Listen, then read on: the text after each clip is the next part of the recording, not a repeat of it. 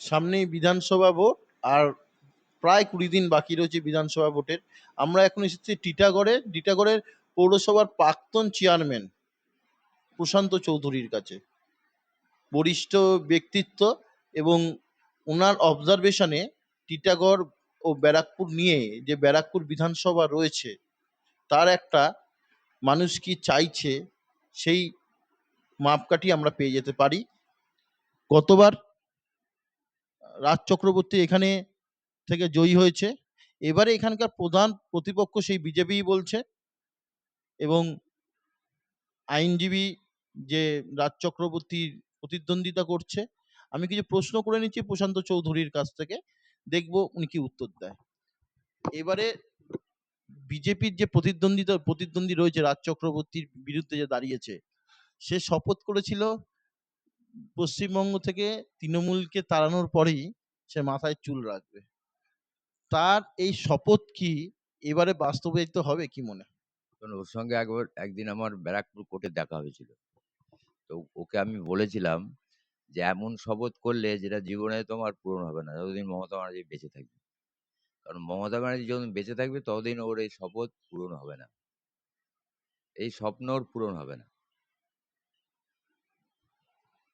যেভাবে প্রচার করছে, আমরা দুপক্ষেরই প্রচার তুলে ধরেছি, রাজদারও প্রচার তুলে ধরেছি, ওনারও প্রচার তুলে ধরেছি। কি মনে হচ্ছে এবারের ভোট কতটা হাড্ডাহাড্ডি হতে চলেছে?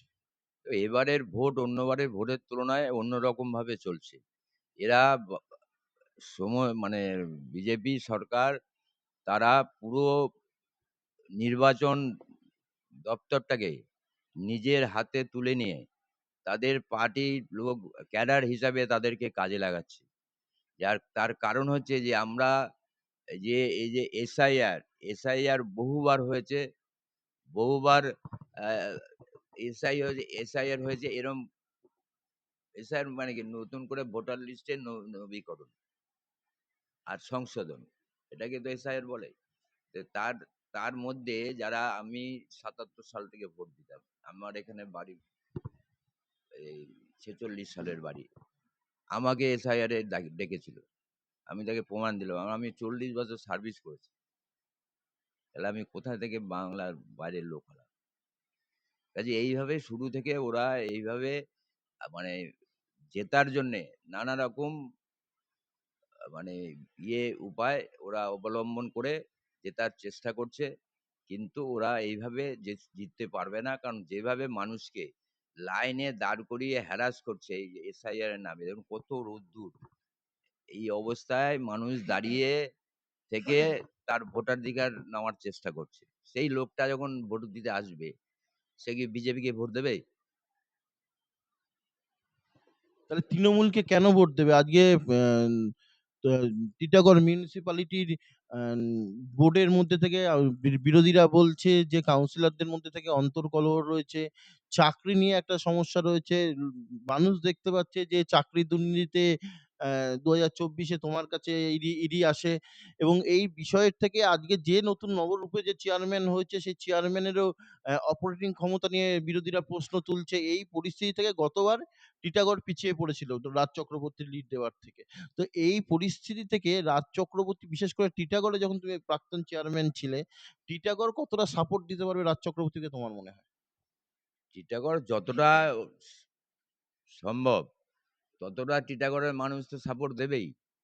কারণ টিটাগড়ের মানুষও তো হ্যারাস হয়েছে এই ইয়েতে, এই এসআইআর এ। এই যে এসআইআর করে যেভাবে মানুষকে আ মানে বিভ্রান্ত করছে, মানুষকে কষ্ট দিচ্ছে। প্লাস এই যে সিআরপিএফ এত আগে নিয়ে এসছে, এরা রাস্তাঘাটে গিয়ে কি করছে? যাকে পাচ্ছে, রিয়াং ছেলে দেখলেই তাকে ধরে বলছে অমুক নেতার কাছে গেলে হাত পা ভেঙে দেবো। এইটা আগের থেকেই তো একটা মহল আ টিটাগড়ে ওরা খারাপ করছিল। হয়তো আমাদের মহল যদি খারাপ থেকেও থাকতো, তাহলে এখন মহল আগের থেকে অনেক ভালো হয়ে গেছে এদের অত্যাচারে। তারপরে যে প্রার্থী বিজেপির হয়েছে, সে প্রার্থী তার প্রার্থী হওয়ার যোগ্যতা আছে কিনা আমার যথেষ্ট সন্দেহ আছে। তার কারণ যেই প্রার্থীদের মুখে যে কথাগুলো মানায় না, সেই কথাগুলো প্রার্থী বলেই। কাজেই সামগ্রিকভাবে যা পরিস্থিতি আছে, এই পরিস্থিতিতে মমতা ব্যানার্জিকে হারানো সম্ভব না। এদের হারানোর একটাই রাস্তা আছে, ব্যালট বাক্সে যদি চুরি করতে পারে। সেই চেষ্টাটাই ওরা করছে। ডোর টু ডোর রাজ চক্রবর্তীর ক্যাম্পেনিং এ মানুষের সাথে ছবি তুলছে, সেলফি তুলছে। তো এই সেলফি তোলাই কি রাজ চক্রবর্তীকে এগিয়ে নিয়ে যাবে মনে হয়? কি রাজ চক্রবর্তী বিগত 4-5 বছরে তোমার টিটাগড়টাকে তুমি তালুর মতো চেনো, তোমার ওয়ার্ড বলো বা টিটাগড়ের জন্য কি কাজ করেছে যদি একটু বলো মানুষ। টিটাগড়ের জন্য যেমন কাজ যেগুলো করার এমএলএ এর দরকার, সেই কাজ এমএলএ করেছে তো। এমএলএ এর মতন কাজ করেছে। কিন্তু এই সমস্ত কিছু মানে বাদ দিয়ে আজকে যেভাবে নির্বাচন পরিচালনা করার চেষ্টা করছে বিজেপি, এই প্যারামিলিটারি ফোর্স অনেকদিন আগে এনে, এটাই বিজেপির কাছে কাল হয়ে যাবে। এখানে কোনো মানে ইয়েই কাজ করবে না। একের পর এক স্বাস্থ্য, শিক্ষার দুর্নীতি, তারপরে নারী জাতির নির্যাতন, অভয়ার কাণ্ড আমরা দেখেছি। এইগুলো কি ভোটের প্রভাব পড়বে না কি মনে হয়? অন্যখানে উত্তরপ্রদেশও তো হয়, বিহারেও তো হয়। সেখানে ভোটের প্রভাব পড়েছিল, চুরি করে জিতেছিল। অন্ধ্রপ্রদেশেও তো হয়। তো ওখানে তো চুরি করে জিতেছে। যে ওদের রাস্তা তো একটাই আছে, চুরি করে জেতা। ভালোভাবে ওরা জিততে পারে? এবার গত লোকসভা নির্বাচনে ওরা কি নিরঙ্কুশ সংখ্যাগরিষ্ঠতা পেয়েছে? আজকে ইয়ে ওই অন্ধ্রপ্রদেশের মুখ্যমন্ত্রীকে পুলিশ ইয়ে ওদের ইডি, সিবিআই আটকে রেখেছিল।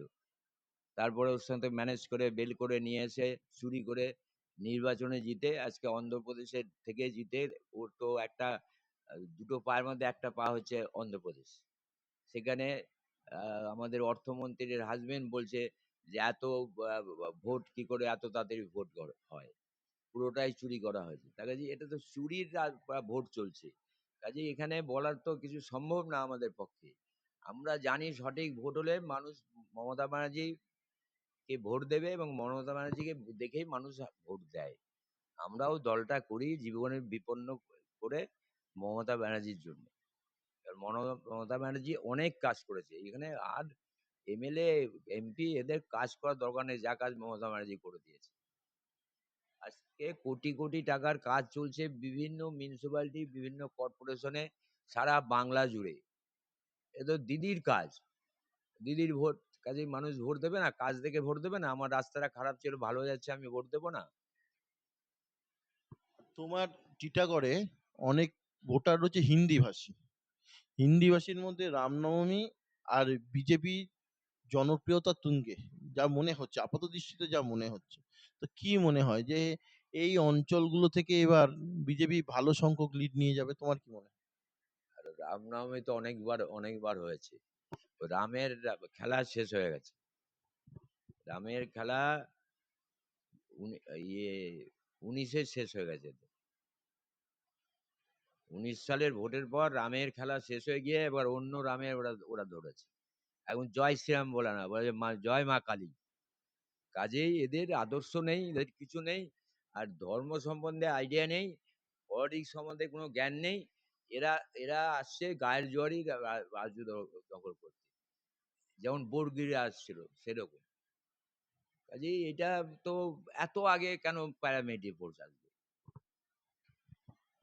তুমি একটা বরিষ্ঠ রাজনৈতিকবিদ, মমতা ব্যানার্জি সমসাময়িক বা তার আগে তুমি রাজনীতিতে তোমার পদার্পণ করেছে। কংগ্রেসের রাজ্যের মধ্যে থেকে কয়েকজন, যে কয়েকজন ছিল তার মধ্যে তুমি অন্যতম ছিলে। শুভেন্দু অধিকারী দুটো সিট থেকে দাঁড়াচ্ছে, ভবানীপুর, নন্দীগ্রাম। তো এবার যেহেতু আগের বারে শুভেন্দু অধিকারী হারাতে পেরেছিল, এবারও কি শুভেন্দু অধিকারী পশ্চিমবঙ্গের মানুষকে বুঝিয়ে দিতে পারবে নিজের ক্ষমতা? গতবার কি মমতা ব্যানার্জি হেরেছিল? হারলে যদি হারে, তাহলে লোডশেডিং করার কি দরকার ছিল? সারা বাংলায় ভোট গণনা হলো, কোথাও লোডশেডিং হলো না। খালি একমাত্র নন্দীগ্রাম কেন্দ্রে লোডশেডিং হলো। বললাম এরা সোজা রাস্তা জিততে পারবে না। এরা বাঁকা রাস্তা, ওই লোডশেডিং বা প্যারামিলিটারি ফোর্স দিয়ে অত্যাচার সব জায়গায় চলবে না। অভিষেক অভিষেক ব্যানার্জি বলছেন যে বাইরে থেকে বিপুল পরিমাণে ফর্ম 6 জমা পড়ছে, বাইরে থেকে ভোটার এসে এখানে ভোট দেওয়ার পরিকল্পনা চলছে। কি বলবে বিষয়টা নিয়ে? বলছি ঠিকই তো বলেছে, আমি তো বারবার একই কথা বলছি। এবার ভোটের একটাই ইয়ে হচ্ছে যে বিজেপি হচ্ছে কতটা ভোট চুরি করতে পারবে। এছাড়া বিজেপির হাতে আর কোনো অস্ত্র নেই, কোনো অস্ত্র নেই। শুধু ভোট চুরি করে মেশিন পাল্টে যদি জিততে পারে, নইলে মমতা ব্যানার্জি চতুর্থবারের জন্যে মুখ্যমন্ত্রী হবেই। ভোটের একটা হাওয়া থাকে, একটা আমেজ থাকে, একটা প্রতিযোগিতা থাকে। আমার মনে হচ্ছে কোথাও যেন থই হারিয়ে ফেলেছে, আর কটা দিন বাকি রয়েছে সেইভাবে ভোটের মরশুমে যেভাবে প্রচার কে করা। কই হারিয়ে ফেলেছে? কারা?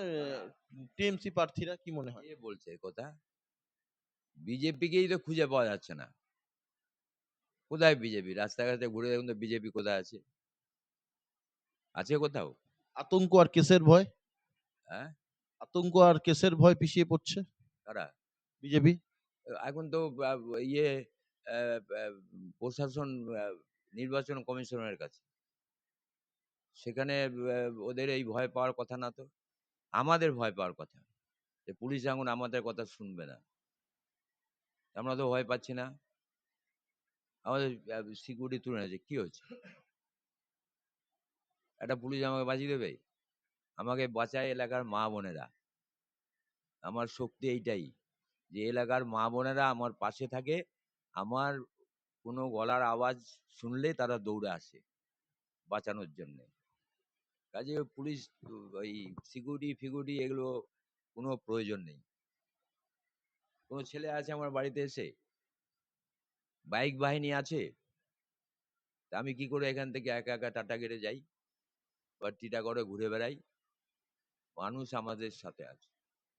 মানুষের জন্য আমরা বেঁচে আছি। তাছাড়া আমরা অনেক আগেই মরে যেতাম। আগের বারে ৮,০০০ প্লাস রাজ চক্রবর্তীর ভোটের ব্যবধান। তো এবারে কি হতে পারে? কত ব্যবধানে রাজ চক্রবর্তী জিততে পারে বলে তোমার মনে হয়? ওই তো একটাই কথাই বললাম আমি যে যদি চুরি-টুরি না করতে পারে আমরা বহু ব্যবধানে বহু জায়গায় জিতবো। কারণ এরা যা এসআইআর নিয়ে আর আগাম মিলিটারি এনে যেভাবে অত্যাচার করছে মানুষের ওপরে, এই অত্যাচারের উত্তর মানুষ সুযোগ পেলে দেবেই এবং ভোট হবেই, ভালোভাবেই ভোট হবে। কিন্তু পরে ওরা যদি কারচুপি না করতে পারে দেখবেন মিরাকেল হবে এবার। এট এট মোটামুটি এত সিটে জিতবে যেটা কেউ কল্পনাও করতে পারবে না। এটাও ঠিক যে বরিষ্ঠ বিভিন্ন বিধানসভায় বরিষ্ঠ সমর্থক যারা টিএমসির রয়েছে, তাদের গুরুত্ব আর হাউসে পাওয়া যাচ্ছে না। তাদেরকে রাস্তায় নামতে দেখতে পাওয়া যাচ্ছে না সেভাবে। তো কোথাও যে কি মনে হচ্ছে যে এইবার ইলেকশন করার পিছনে সবথেকে বড় যার হাত আছে সে সেনাপতি অভিষেক ব্যানার্জী। দেখুন অভিষেক ব্যানার্জি, মমতা ব্যানার্জি একটা লোক তো একা সব করতে পারে না। মমতা ব্যানার্জির সঙ্গে আমাদের মতন যারা কর্মী আছে তারা মমতা ব্যানার্জির দলটাকে চালায়। আমরা দলটাকে চালাই। এবং অভিষেক ব্যানার্জি আমাদেরকে বাদ দিয়ে দল করছে এটা ভুল ধারণা। পরিষবে কোন কে বা বাইরে বসে আছে? আমি তো এই অবস্থায় ঘুরে বেড়াই। এতক্ষণ তো তোমরা না এলে আমি রাস্তায় থাকতাম। একদমই তাই, প্রচন্ড গরম এবং এক্স চেয়ারম্যান কিন্তু দায়বদ্ধতা বিশাল প্রশান্ত চৌধুরীর। এই পরিস্থিতি থেকেও টিটাগড়ের ভোটের বৈতরণী পার করার জন্য দল কিন্তু প্রশান্ত চৌধুরীর ওপরেই সম্পূর্ণ ভরসা করছে। কারণ মানুষের কাছে গ্রহণযোগ্যতা প্রশান্ত চৌধুরীর মোস্ট সিনিয়র লিডার টিটাগড়ের। তো তার গ্রহণযোগ্যতা সর্বজন বিদিত। এই পরিস্থিতি থেকে রাজ চক্রবর্তী কত আসনে জিততে পারে বলে এবার তোমার মনে হয়? রাজ চক্রবর্তী কত আসনে মানে কত ভোটে? সেটা বলা মুশকিল। এবার আমি তো মানে অ্যাস্ট্রোলজারও না। দাঁড়াও, দাঁড়াও। আমি তো অ্যাস্ট্রোলজারও না। আমি আমরা জিতবো এইটুকুন আমরা জানি এবং বললাম তো যে এমনভাবে জিতবো যেটা মানুষ কল্পনা করতে পারে না। সারা বাংলায় শুধু রাজ চক্রবর্তী বলে না, সবাই জিতবে তৃণমূল কংগ্রেসের। যদি সঠিকভাবে বাক্স বদল না হয়। যদি বাক্স বদল হয় তাহলে তো বলতে পারবো না। আমরা যদি বাড়িটাই নিয়ে চলে যেতে আমি কি করে বলবো এটা আমার বাড়ি? যে বাক্স যদি বদল না হয় এবং যেটা নন্দীগ্রামে গতবার করেছিল লোডশেডিং, তারপরে প্যারামিলিটারি ফোর্স দিয়ে মানুষকে অত্যাচারিত করে পরের দিন সকালে কাউকে ভোট দিতে না যাওয়া, তারপর নিজে বসে ছাপ্পা মারা, এসব তো যদি ওরা এবার এটা করতে পারবে না। আর বাক্স যদি বদল না করতে পারে তাহলে বিজেপি জিততে পারবে না, আমরা বিশাল সংখ্যাগরিষ্ঠতা আসবে, যেটা কেউ কল্পনাও করতে পারবে না। বাক্স বদল না হয়, যদি নন্দীগ্রামের অন্ধ করে দিয়ে, বুথ বন্ধ করে দিয়ে যে কারচুপি চলেছে সেটা যদি না হয়, তাহলে এবছর টিএমসির লিড বাড়বে, আগের থেকে বাড়বে। এটা বলছে প্রশান্ত চৌধুরী, এবং এবার বলছে যে মমতা ব্যানার্জির সিট থেকেও বিনা প্রতিদ্বন্দ্বিতায় বা খুব ইজিলি সেই জায়গা থেকে লিড নিয়ে মমতা ব্যানার্জি বেরোতে পারবে। কিন্তু সময় বলছে কি হবে। আমরা প্রতিটা প্রচার তুলে ধরবো আপনাদের সাথে। সঙ্গে থাকুন, দেখতে থাকুন বিশ্বখবর।